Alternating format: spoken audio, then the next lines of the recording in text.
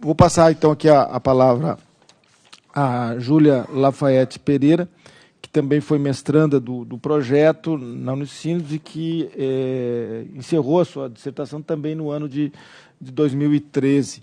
E agora estamos combinando com o doutor Paulo Afonso, ao final da exposição da Júlia, faremos um pequeno espaço para perguntas e questionamentos e críticas e o que for mais de interesse da plateia. Bom dia a todos. Cumprimento, em primeiro lugar, o professor Bolzan, que também me orientou durante o mestrado, junto com a professora Jânia Saldanha. Cumprimento o Fernando, que foi meu colega durante o mestrado e pesquisou comigo. Pesquisamos juntos, como vocês verão, os nossos trabalhos se entrecruzam muito, embora o marco teórico tenha sido bastante diferente. Cumprimento todos que estão assistindo, em especial o desembargador João Batista Pinto Silveira, coordenador do COGEF, o desembargador Paulo Afonso, que foi também alguém com quem nós dialogamos durante a realização da pesquisa, e cumprimento todos os colegas da Unicinos e da Univale. É com muita satisfação que nós compartilhamos os resultados finais agora do projeto, assim como a minha dissertação, que foi um resultado parcial. Eu participei do projeto nos primeiros 2 anos, né, ele teve a duração de 4 anos, então eu fiquei pela metade e participei mais à distância. Então, agora eu compartilho com vocês as conclusões, as minhas reflexões na dissertação. Bom, o título da minha dissertação vai ficando mais claro ao longo da apresentação. Implicações do discurso eficientista neoliberal no movimento de ampliação do acesso à justiça. A experiência dos juizados especiais federais. Considerando que o tema do projeto era bastante abrangente, que se justificava até pela duração que ele teve, que foi de 4 anos, eu fiz um recorte na minha dissertação que me possibilitasse tratar a experiência dos juizados especiais federais dentro dos limites de uma dissertação de mestrado. Então, eu iniciei a minha pesquisa buscando situar a experiência dos GEFs no paradoxo da eficiência e da efetividade que também conduziu o trabalho do Fernando. Então, por isso, antes de tudo, eu delimito o que eu compreendi no meu trabalho como eficiência e o que eu compreendi como efetividade. Então, por eficiência, eu utilizei no meu trabalho uma definição dada pelo Geiger, que é um cientista, é um economista e professor, que define a eficiência como grau de efetividade dos meios empregados em um dado processo para alcançar um objetivo ou um resultado visado. Em suma, a eficiência concerne numa relação entre meios e fins. Então, conforme esse autor, o conceito de eficiência ditado pela economia em que nós estamos inseridos, que é a economia capitalista, e a definição que eu uso no meu trabalho, se relaciona a uma exigência de se otimizar a relação entre a relação custo-benefício. É de se otimizar essa relação, por ser tal relação determinante para a taxa de lucro nos negócios. Então, a eficiência, nesse sentido, ela é compreendida como o equacionamento de variáveis reduzidas ao plano econômico, apesar de comportar elementos que transcendam essa esfera, que não digam respeito à economia, como direitos fundamentais, etc. Direitos ambientais, entre outros direitos e demais questões que transcendem a esfera econômica. Então, desse modo, o Geiger define que o termo eficiência forjado pela nossa economia capitalista considera apenas utilitariamente os benefícios sociais gerados por uma ação econômica determinada, como, por exemplo, a valorização do ser humano. E essas ações guiadas pelo preceito da rentabilidade máxima são responsáveis por gerar, em grande medida, características negativas do nosso modelo econômico, que é, por exemplo, quando eu vou analisar uma experiência e eu estou mais preocupado em otimizar essa relação de custo-benefício e não tão preocupado com ter como fim a valorização do ser humano. Se a minha experiência trouxer um ganho para direitos humanos, ok, mas não é esse o meu principal foco. Então, ele fala que muitas vezes, e pelo fato disso não ser um fim, a preocupação com a valorização do ser humano não ser um fim, muitas vezes isso acaba ficando de lado e por isso, então, a característica negativa da utilização da eficiência, né? Então, a dissertação discute que o direito não está imune às práticas guiadas por esse preceito da rentabilidade máxima, uma vez que esse preceito não se faz presente nos mais diversos setores que importam ao direito. Como, por exemplo, esse preceito se faz presente, né, nos mais diversos setores que importam ao direito. Reformas na legislação, prestação jurisdicional, busca por novas vias jurisdicionais alternativas, mencionando-se aqui os juizados especiais. A efetividade, por outro lado, agora diferenciando a eficiência da efetividade, ela é contextualizada com os movimentos constitucionalistas que se iniciam no pós-Segunda Guerra Mundial, em que a preocupação com a concretização dos direitos dos cidadãos se faz presente de uma forma bem mais acentuada do que anteriormente, até com o objetivo de não repetir os horrores das grandes guerras, né? Com base nisso, a eficiência se opõe a efetividade, se opõe à eficiência capitalista, na medida em que a preocupação com a valorização do ser humano, com a concretização de direitos constitucionalmente assegurados, não são considerados utilitariamente. A efetividade tem como fim essas preocupações, de modo que as suas práticas estão voltadas para a realização desses direitos. Então, nessa perspectiva, de um lado, a instituição dos juizados é legitimado por ele é marcado pela preocupação com a efetividade dos direitos à cidadania, uma vez que o acesso à justiça oportuniza que os cidadãos reivindiquem os seus direitos pela via judiciária. De outro lado, o discurso eficientista, marcado pelo neoliberalismo, pela economia na qual estamos inseridos, ressalta a importância da informalização do acesso à justiça por meio de vias jurisdicionais alternativas, devido à redução do peso burocrático que representam, o que favorece tanto a redução de gastos sociais, como uma maior facilidade para que as relações aconteçam, incluindo investimentos econômicos internos, externos, e também a redução dos gastos sociais, que é muito importante para a preocupação com a eficiência, né? Que é quando tudo é reduzido a uma lógica econômica. Então, assim, se por um lado a busca pela ampliação do acesso à justiça... Está funcionando isso? Tá. A busca pela ampliação do acesso à justiça é parte dos compromissos assumidos pela Constituição Federal de 88, direcionada à transformação da realidade. Por outro lado, esse objetivo também compõe a pauta da agenda econômica neoliberal, que foi o que o Fernando falou. E o que me levou a questionar, então, se os GEFs surgem para atender essa agenda econômica neoliberal. Aí, conforme o Fernando mencionou, o documento técnico 319-S, de autoria do Banco Mundial, esse documento afirma que o Poder Judiciário não tem sido capaz de resolver conflitos de forma previsível e eficaz, garantindo os direitos individuais e os de propriedade. De acordo com o documento técnico, a instituição em análise tem se demonstrado incapaz em satisfazer as demandas do setor privado e da população em geral, especialmente a de baixa renda.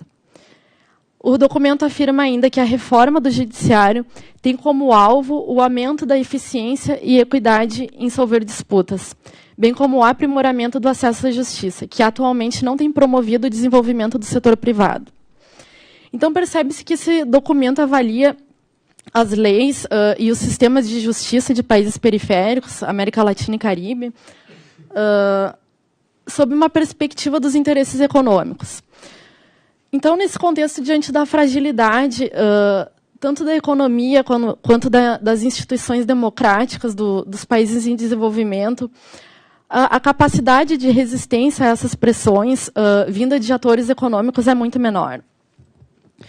De modo que, muitas vezes, esses países, incluindo o Brasil, incorporam uma série de recomendações direcionadas a garantir interesses que, no fim, estão voltados para interesses mercadológicos. Então, essas recomendações estão amparadas nos valores eficiência, produtividade, estandardização e previsibilidade. E lendo o documento, essas palavras estão sempre presentes.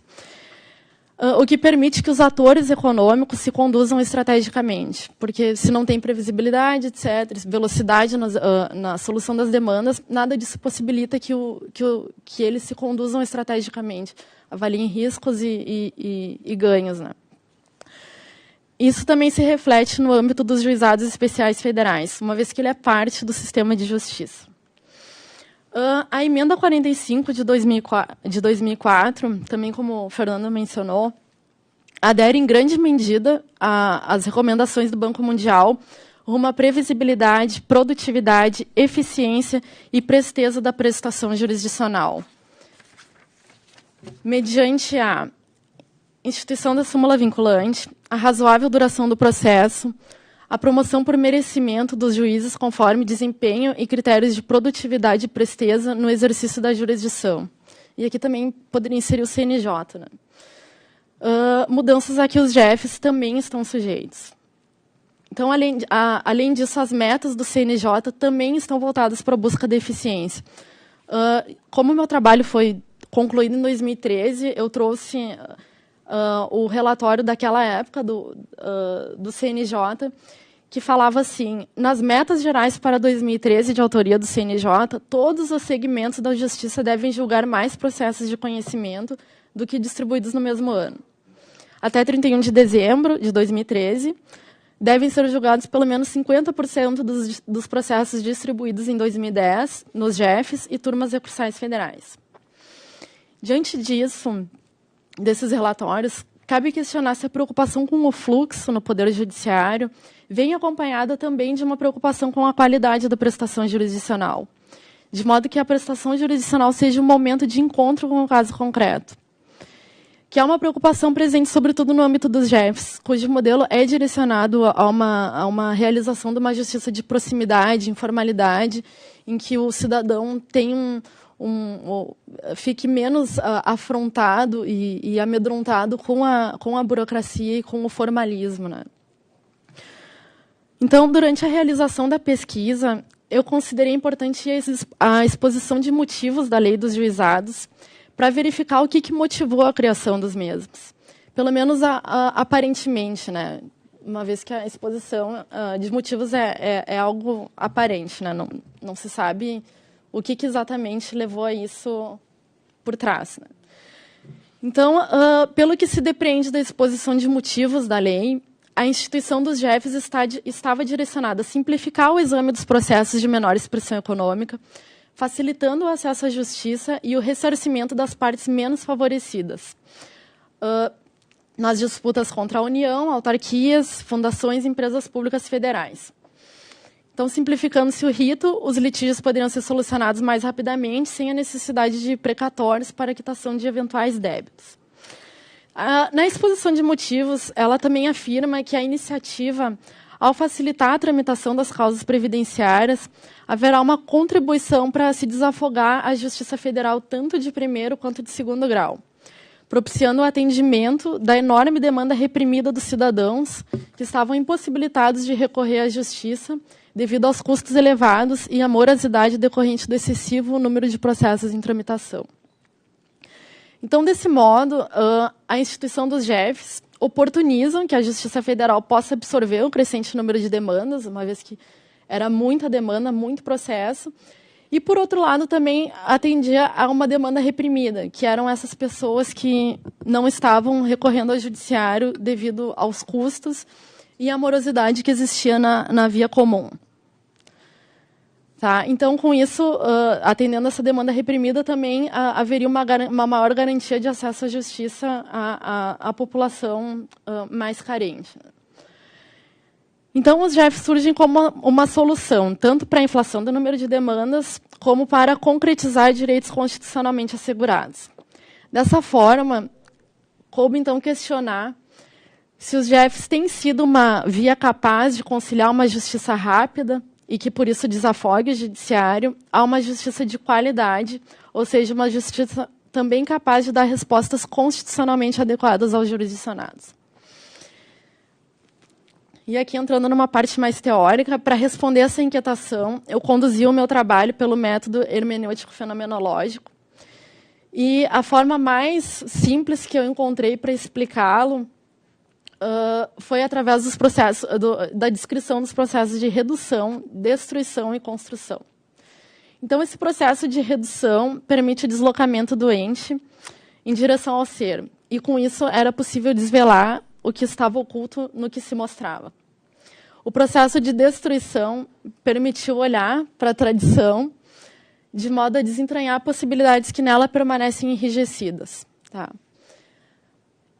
Que são possibilidades inexploradas em razão de encobrimentos. É quando eu olho para uma experiência e, de uma forma muito descritiva, e não consigo problematizar, e com esse método eu consigo trazer à tona e fazer um estudo menos descritivo e mais crítico. Né?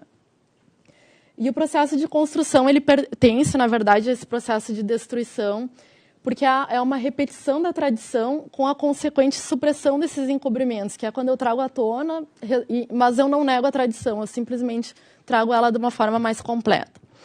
E esse método me possibilitou o desvelamento de uma série de encobrimentos sedimentados no senso comum teórico dos juristas, no que diz respeito à informalização do acesso à justiça, a prestação jurisdicional eficiente, a crença na autonomia da vontade das partes e daí por diante. E tudo isso através da análise de documentos disponibilizados pelo COGEF, relatório IPEA, Justiça em Números, os relatórios do Banco Mundial e todo o levantamento bibliográfico realizado.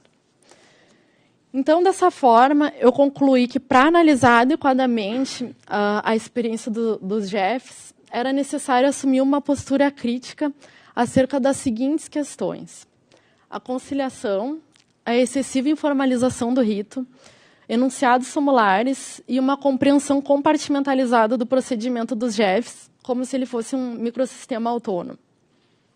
Então, no que diz respeito à conciliação, ao assumir uma postura crítica acerca da mesma, eu procurei desconstruir a ideia de que o respeito à autonomia da vontade das partes no processo de conciliação e que culmina com a realização de um acordo, obrigatoriamente implica em uma resposta melhor do que aquela que seria determinada por um terceiro.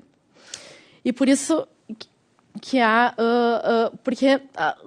um autor que eu usei na época, que se chama Kim Economides, ele fala, e quando ele reflete sobre a conciliação, ele fala que é até mesmo possível que ambas as partes saiam satisfeitas com o acordo, e ainda assim esse acordo ser inconstitucional. E por isso há que se ter cuidado com a informalização do judiciário. Na visão de Garrapon, que é outro autor que reflete essas questões de vias jurisdicionais e vias não jurisdicionais alternativas, ele fala que o modelo neoliberal de governo estimula a radicalização do trabalho da justiça como instrumento de controle, mas dissimula o seu poder mediante a escolha de interesses. Assim, o controle não é mais realizado explicitamente, mas sim a partir da liberdade. O Estado exige que os sujeitos sejam responsáveis e, portanto, decidam, deem uma resposta para o seu caso, numa conciliação, e ampliando assim o seu leque de escolhas. Contudo, o Estado reduz a liberdade do ato de escolha. E esse modelo de governo reconquista, por um lado, a confiança dos cidadãos ao instituir mecanismos de democratização do acesso à justiça, entre eles essas vias jurisdicionais alternativas. Contudo, tais mudanças podem ser uma via de mão dupla, pois, ao mesmo tempo em que democratizam o acesso, reforçam o controle dos Estados sobre os indivíduos por meio dessa liberdade de escolha. E daí o Garrapon vai dizer que fazer falar se tornou uma nova técnica de controlar os corpos. Porque como que eu vou me revoltar contra uma decisão que eu mesmo tomei?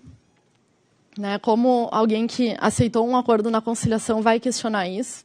Né? O que seria possível se fosse um juiz? Então, Economides ressalta que há um real perigo na tendência para o informalismo judicial, uma vez que essa tendência pode implicar na negação dos valores, da importância e da significação histórica do formalismo da justiça. E aqui, vendo o lado bom desse formalismo. Né? Então, ele fala que talvez seja preferível uma regra mais veemente e identificável a uma regra mais suave, porém dissimulada. E é por isso que Garrapon, ao relembrar Foucault, afirma que ele, o Foucault, melhor do que ninguém, apercebeu-se do risco do controle social dos sujeitos implícito no franqueamento das formalidades do direito, sob uma forma aparentemente mais suave, mas mais perniciosa de controle social. Então, diante disso, a conciliação, bem como a autonomia das vontades das partes, não pode ser analisada de uma forma ingênua.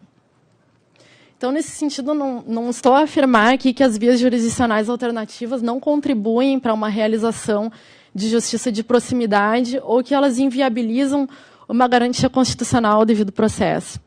Pelo contrário, eu acredito que, e nós, no âmbito do projeto, acreditamos que a conciliação é um importante meio capaz de democratizar o acesso qualificado à justiça e bem como descongestionar o judiciário. Contudo, é que se perguntar em que condições elas são capazes de resolver o problema do acesso à justiça, uma vez que a sua simples instituição não resolve o problema. Como visto, em até certos casos, ela pode até mesmo piorar. Então, dessa forma, deve-se lutar contra essa dessimbolização do sentido do direito nos procedimentos de justiça informal. E, no contexto dos juizados, uma das formas de fazer frente a esse processo de dessimbolização é resgatar a importância da conciliação como uma oportunidade de trazer justiça ao caso concreto, de modo a restituir a paz social e promover o exercício da cidadania via acesso à justiça. Para tanto, não só os juízes, como também os conciliadores, que não é o caso aqui da Justiça Federal, não podem conduzir o processo de conciliação de modo adversarial, apenas preocupados com o cumprimento de um mero requisito processual, pois a rivalidade entre as partes retarda qualquer possibilidade de acordo e o procedimento informal perde sentido. Daí eu até me remeto à palestra do Fernando, que citou alguns problemas na conciliação dos juizados especiais federais, com os procuradores do INSS, sobretudo. Bom, e que vocês conhecem muito melhor do que nós. Então, é o caso concreto, que eu chamo de a coisa mesma no meu trabalho, que deve determinar o tempo que a conciliação deve durar. Nesse sentido, ela não pode ser imposta coercitivamente, e muito menos o tempo, né, que muitas vezes a gente vê uma pauta infinita de conciliações, sendo que mal se sabe o que o caso exige, né, o tempo que seria necessário para que essa conciliação se desse de uma forma mais completa. E, além disso, o acordo também deve ser adequado à Constituição, né? Que é o que nós percebemos que, pelos relatórios, que no CNJ, nos JEFs não acontecem quando, por exemplo, um jurisdicionado, o INSS reconhece que houve um erro, e daí, mesmo assim, negocia, e ele abre mão do que ele teria direito, talvez, caso um juiz decidisse sem conciliação, né? Então, deve-se também ter cuidado com as metas instituídas pelo CNJ, evitando-se que do objetivo de cumprir as metas não decorra a asfixia presente nos casos concretos, mediante a adoção de mutirões, uniformização de entendimentos e demais procedimentos comprometidos, sobretudo, em responder a uma demanda quantitativa por prestação jurisdicional, pelo Poder Judiciário em geral e pelos juízes, que devem atender a critérios estabelecidos de produtividade. E daí é bem o que está ali na figurinha do evento. Então, e aí eu entro no assunto dos juízes e da produtividade. Eu lembro até que quando eu estava fazendo a pesquisa e vendo sobre conciliação, havia uma reportagem falando sobre o conciliômetro, né, que era o número de audiências, de conciliações realizadas num dia. E daí eu olhei a reportagem, era conciliômetro, falava somente do número das conciliações e não como elas se deram, sobre que assuntos trataram, quais foram as técnicas utilizadas, entre outras. Então, assim, não dá para dizer que é uma experiência ruim essa do encontro para fazer as conciliações, mas não basta também dizer que a experiência é positiva com base nos números, né? Não pode haver essa redução apenas pelo que é quantificável. Então, daí eu entro nessa relação também da demanda por produtividade dos juízes, que, ao lado do controle dos magistrados, mediante a elaboração de relatórios capazes de avaliar a sua produtividade, percebe-se também o controle dos mesmos mediante mecanismos comprometidos com a construção do consenso.